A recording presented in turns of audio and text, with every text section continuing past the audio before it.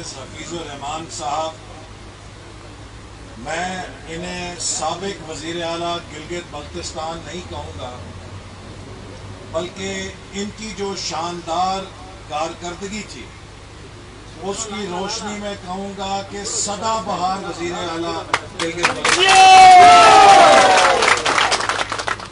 और साबिक वज़ीर कानून औरंगजेब वकील साहब, डिप्टी स्पीकर जाफरुल्लाह साहब और दीगर मेरे तमाम जगनोट के मुस्लिम लीग नून के ओहदेदारान, मेरे लिए बड़े एजाज़ की बात है कि मैंने 3 दिन गिलगित बल्तिस्तान में तंजीमी दौरे पर गुजारे, जिसमें आपकी जनरल काउंसिल में भी शिरकत करने का मौका मिला और इसके अलावा हुंजा, नलतर और दीगर रास्ते में जो अजला थे वहाँ पर मुस्लिम लीग नून के ओहदेदारों से मुलाकात भी हुई।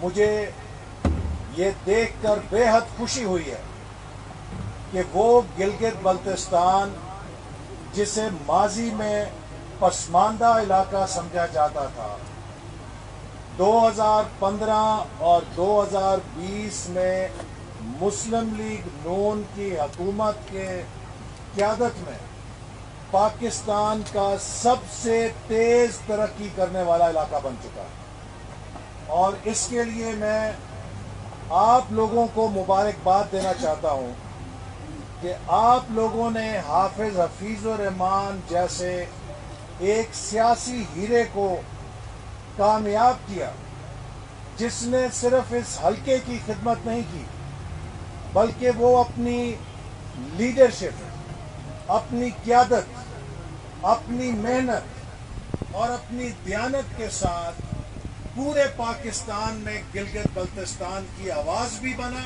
और पहचान भी बना। ये सेहरा आपको जाता है कि आपने एक ऐसा पौधा लगाया है कि जिस पौधे का फल पूरा गिलगित बल्तिस्तान खा रहा है। पिछले 5 सालों में गिलगित बल्तिस्तान में जो तरक्की हुई है वो बेमिसाल है। पिछले 5 सालों में जो गिलगित बल्तिस्तान में अमन कायम हुआ है वो बेमिसाल है। पिछले 5 सालों में गिलगित बल्तिस्तान में जो हुक्मरानी हुई है वो बेमिसाल है। तो अगर मुस्लिम लीग नून के नुमाइंदों ने गिलगित बल्तिस्तान के अवाम की बेमिसाल खिदमत की है, तो ये अपने इम्तिहान में पूरे उतर चुके हैं। अब गिलगित बल्तिस्तान के अवाम का इम्तिहान शुरू है कि वो क़यादत जिसने गिलगित बल्तिस्तान की इतनी मेहनत के साथ खिदमत दी है, गिलगित बल्तिस्तान के अवाम उनकी मेहनत का क्या नतीजा निकालते हैं। और मुझे यकीन है कि गिलगित बल्तिस्तान के लोग बाशऊर हैं, समझदार हैं, ज़मीर वाले लोग हैं। ना कोई इन्हें खरीद सकता है, ना इन्हें कोई दबा सकता है। आप लोगों का इंतखाब दोबारा मुस्लिम लीग नून इसलिए होगा कि आप इस तरक्की के सफर को जारी रखना चाहते हैं, इसको ब्रेकें नहीं लगाना चाहते।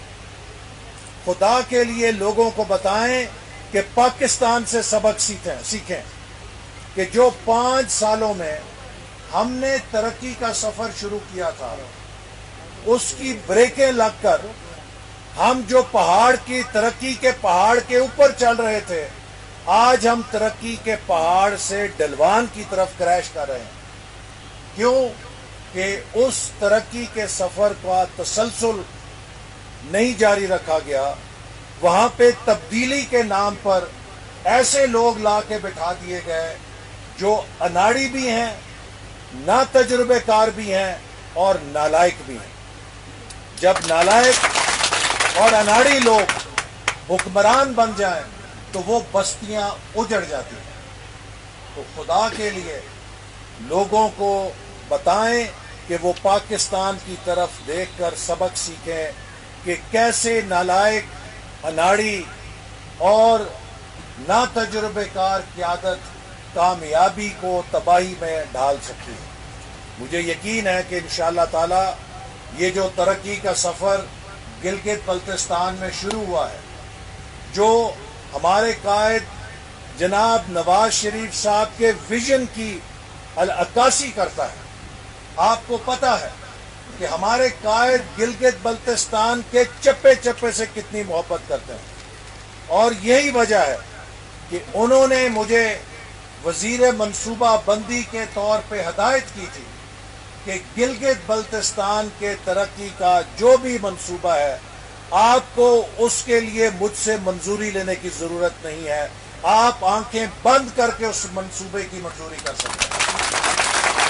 اور اسی جذبے کے ساتھ آپ کی جگلوٹ سکردو روڈ جو ہے، یہ ایک انقلاب لے کر آ جائے گی۔ اسی طرح گلگت نلتر ایکسپریس وے ایک سیاحت کے لیے انقلاب لے کر آ جائے گی، اور بے شمار سڑکیں ہیں گلگت بلتستان میں۔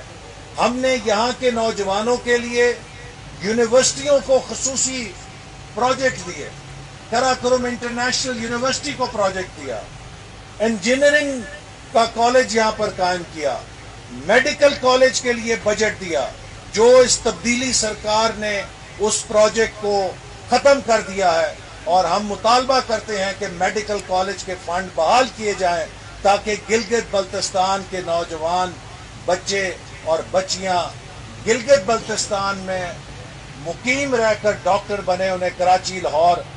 دل کا ہسپتال ہم نے فیڈرل گورنمنٹ کے پیسوں سے منظوری دی، اور یہاں کے غریب لوگوں کے لیے پہلا cancer hospital Pakistan atomic energy کے ذریعے قائم کیا، جس کی آج میں نے عمارت دیکھی ہے، وہ مکمل ہو چکی ہے، اور چند مہینوں کے اندر یہ ہسپتال کام شروع کر دے گا، اور یہاں پہ غریبوں کا علاج نہایت کم قیمت کے اوپر یا مفتی تقریباً آپ سمجھ لیں، جو شوکت خانم یا دوسرے ہسپتالوں کا بل بنتا ہے اس کے مقابلے میں یہاں پر مفت علاج ہوگا غریب لوگوں کا، اور جدید ترین مشینری ہے، جو دنیا کی بہترین مشین ہے، وہ یہاں پر لگائی گئی ہے۔ اور میں پاکستان اٹامک انرجی کمیشن کو بھی خراج تحسین پیش کرنا چاہتا ہوں کہ اس ادارے کے ذریعے پورے ملک میں کینسر کے غریب مریضوں کا مفت علاج ہو رہا ہے، سستا علاج ہو رہا ہے، انہیں زندگی مل رہی ہے۔ اللہ تعالیٰ ان کو بھی اس مشن میں کامیاب کرے۔ تو یہ بھی ایک بہت بڑی خدمت ہے اس علاقے کی کہ غریب لوگوں کو یہاں علاج کی سہولت ملے گی۔ اسی طرح یہاں پر جو قراقرم ہائی وے ہے، آپ نے دیکھا کہ حویلیاں سے تھاکوٹ تک بین الاقوامی معیار کی سڑک بن چکی ہے۔ آپ وہاں سے آئیں، لگتا ہے کہ آپ یورپ کے اندر کہیں سفر کر رہے ہیں۔ لیکن تھاکوٹ سے رائے کوٹ کے درمیان جو سڑک ہماری حکومت ختم ہوئی، تو اس کے فنڈ عمران خان نے اپنے ایم این ایز کو بانٹ دیے اور اس سڑک کو ادھورا چھوڑ دیا۔ اگر ہماری حکومت قائم رہتی تو آج تھاکوٹ اور رائے کوٹ کا حصہ بھی مکمل ہو چکا ہوتا، تو آپ لوگ قراقرم ہائی وے سے 8 گھنٹے کے اندر اسلام آباد پہنچ سکتے تھے، ایک انقلاب آ جاتا۔ تو یہ وہ قیمت ہے جو پاکستان ادا کر رہا ہے اس تبدیلی سرکار کی، کہ وہ سارے منصوبے جو ہم نے شروع کیے تھے، جہاں پر چھوڑے تھے وہاں پر ہی ختم کر دیے گئے یا روک دیے گئے ہیں۔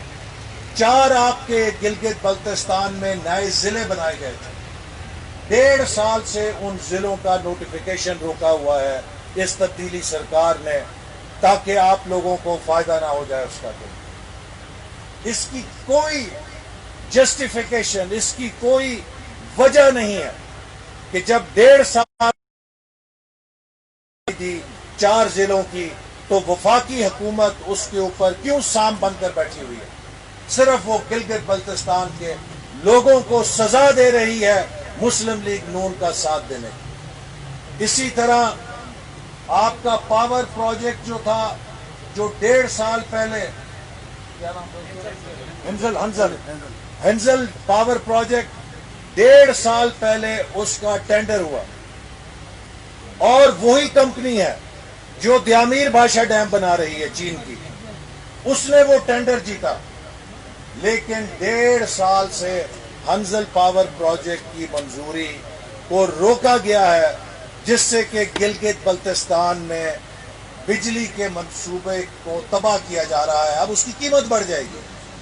تو یہ لوگ عمران خان پاکستان کو اجاڑنا جانتا ہے اور نواز شریف کی جماعت پاکستان کو ترقی دینا جانتی ہے۔ یہ فرق ہے دونوں جماعتوں میں۔ ایک جماعت ترقی کی جماعت ہے اور ایک جماعت تباہی کی جماعت ہے۔ اگر پاکستان کی ترقی چاہتے ہیں پاکستان کے عوام، تو وہ راستہ مسلم لیگ نون کا ہے، اور اگر تباہی چاہتے ہیں، پاکستان کو بیرونی دنیا کا غلام بنانا چاہتے ہیں، تو وہ راستہ عمران خان کا ہے، جس نے کشمیر کا بھی سودا کر دیا ہے۔ آج کسی کو شبہ نہیں ہونا چاہیے کہ بھارت نے اگر کشمیر پہ قبضہ کیا ہے تو اس کا مجرم عمران احمد نیازی ہے، جس نے امریکہ میں جا کے صدر ٹرمپ کے پاس کشمیر کا سودا کیا، جس کو کہا جی ورلڈ کپ میں جیت کے آیا ہوں، وگرنہ یہ ممکن نہیں تھا۔ اگر ہمارے حکمرانوں نے سودا نہ کیا ہوتا تو بھارت کو 72 سال میں جرت نہیں ہوئی تھی کہ وہ کشمیر کی طرف میلی نگاہ اٹھا کے دیکھے، اور آپ نے دیکھا کہ بھارت نے کشمیر کو بھی کھا لیا، ہڑپ کر لیا اور ڈکار بھی نہیں مارا۔ کیوں؟ ہمارے حکمرانوں نے اس میں سودے بازی کی ہے۔ 1 سال خاموشی اختیار کری رکھی ہے۔ کیا 72 سال ہمیں پڑھایا گیا تھا کہ کشمیر ہماری شہر ہے؟ ہم نے 2 جنگیں لڑی کشمیر کے اوپر، کتنے شہید ہیں ہمارے کشمیر کے اوپر، اور ہم نے کشمیر بھارت کو ایسے پلیٹ پہ رکھ کر دے دیا کہ ہم نے چوں بھی نہیں کی۔ یہ پاکستان کی غیرت کا سودا کیا ہے، کشمیر کی غیرت کا سودا کیا ہے عمران خان نے۔ عمران خان کشمیر کا غدار ہے، پاکستان کا غدار ہے۔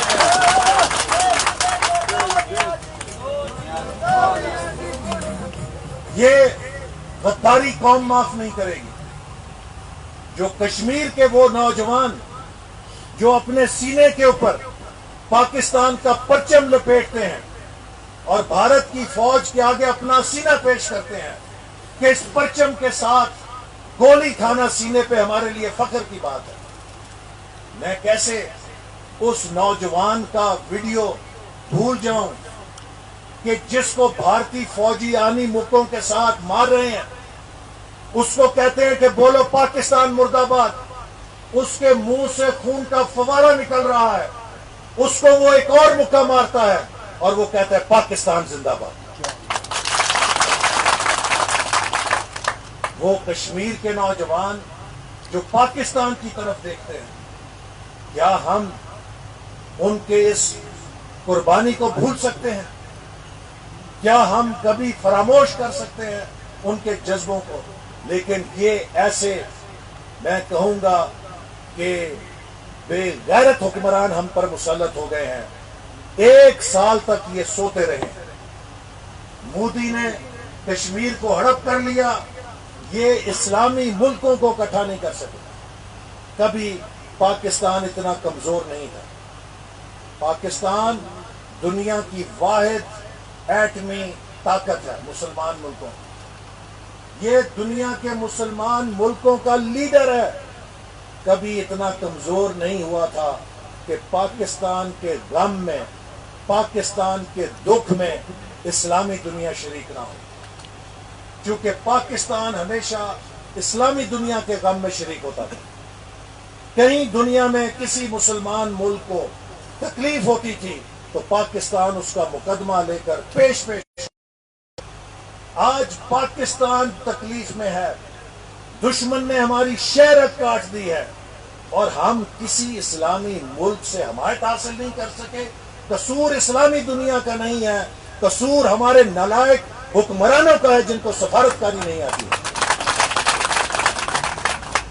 اگر آج نواز شریف کی حکومت ہوتی تو میں آپ کو دعوے سے کہہ سکتا ہوں کہ مودی کبھی یہ جرات نہیں کرتا۔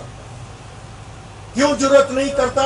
چونکہ اسے پتا تھا کہ مودی کے بزرگ واجپئی نے جب 5 ایٹمی دھماکے کیے تھے اور پھر اس کے وزیروں نے دھمکی دی تھی کہ اب ہم کشمیر اور گلگت بلتستان پہ قبضہ کریں گے، تو وہ پاکستان کا شیر دل لیڈر تھا.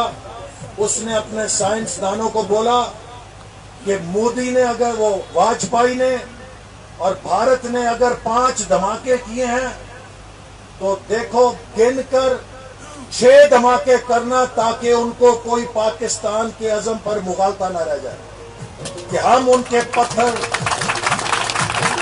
ہم ان کے اینٹ کا جواب پتھر سے دینے کی صلاحیت رکھتے ہیں.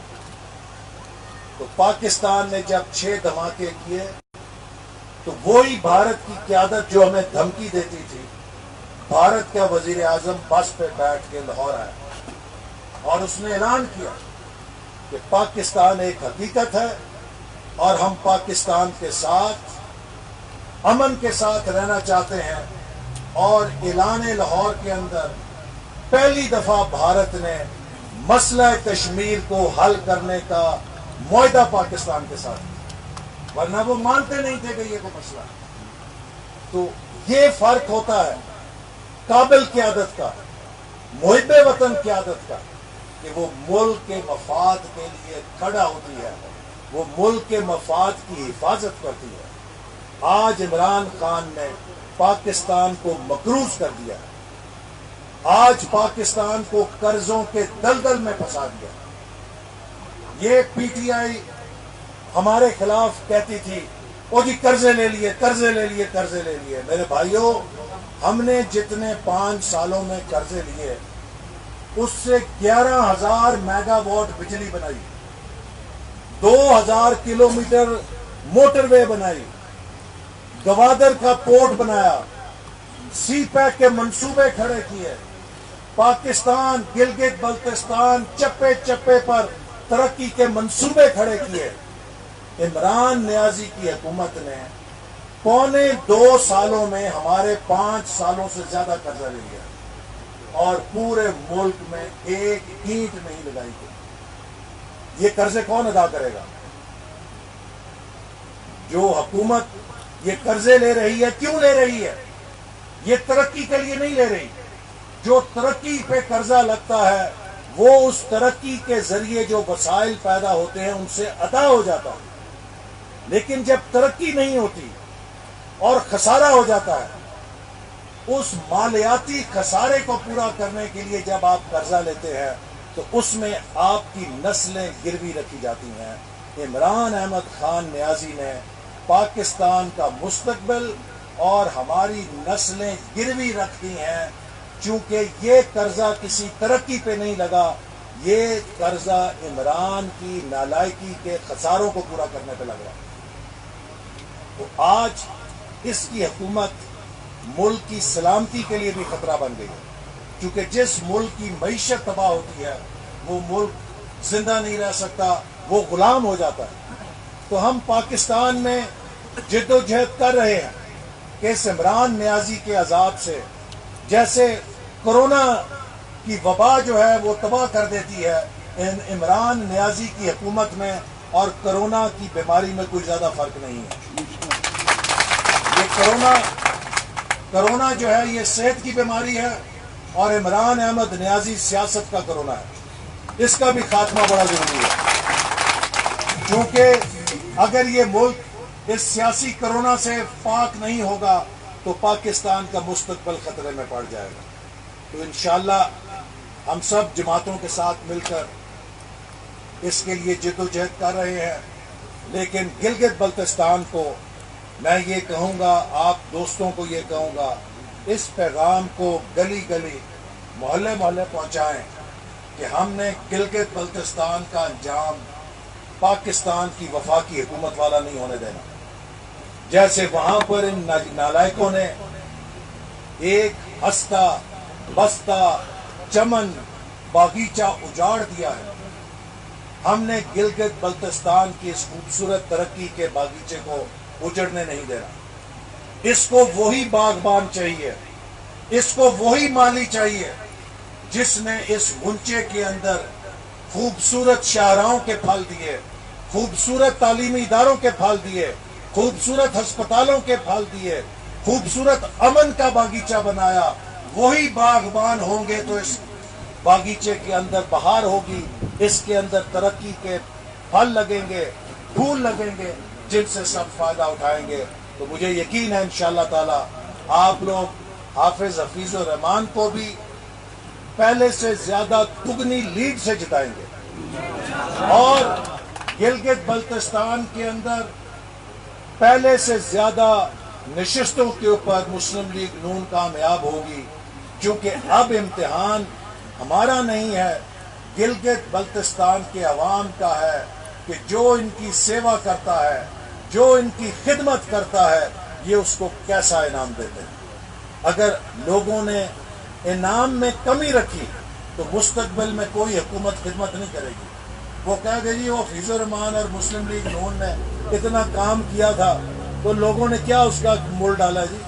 तो इधर काम शाम नहीं होता, लोगों को ऐसी बस बोल बचन करो और वक्त गुजारो, उसके बाद इनको जूते मारो या जैसे मर्जी करो, इनसे वोट ले लो, ये वोट दे देते हैं। नहीं, आपने ये बताना है कि गिलगित बल्तिस्तान के लोगों का वोट उसका है जो गिलगित बल्तिस्तान की खिदमत करेगा, और जिसने खिदमत की है उसका हक हमसे कोई नहीं छीन सकता, क्योंकि हम अमानतदार को अमानत देने पे यकीन रखते हैं, क्योंकि ये हमारे रब का हुक्म है हमें कि अमानतें उसको दो जो अमानत का हकदार है।